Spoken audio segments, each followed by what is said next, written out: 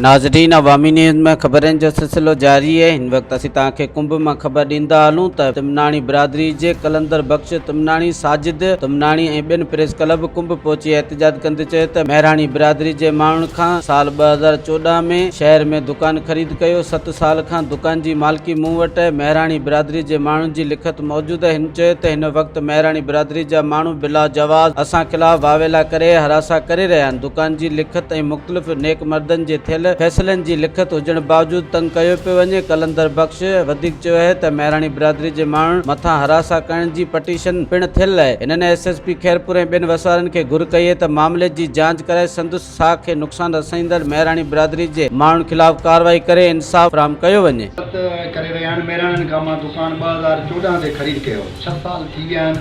मूं वटि stamp paper आहे जेको 2014 में कतई निकिरो करे ॾिनो मूंखे। इन खां पोइ मूं वटि जेको आहे मुमताज़ वसाइण जो फ़ैसिलो आहे ऐं मूं वटि रईस महबूब ख़ान राजपर जो बि फ़ैसिलो आहे ऐं मूं वटि कोर्ट में बि हिन ते पटिशन दाख़िल कई आहे जेका मूंखे धमकियूं ऐं हिरासमेंट कनि पिया मूंखे। ऐं इहे जेको को एहतिजाज कनि था पिया हिते रोड बेला करणु नाजाइज़ मूंसां धमकियूं मूंखे ॾियारनि था।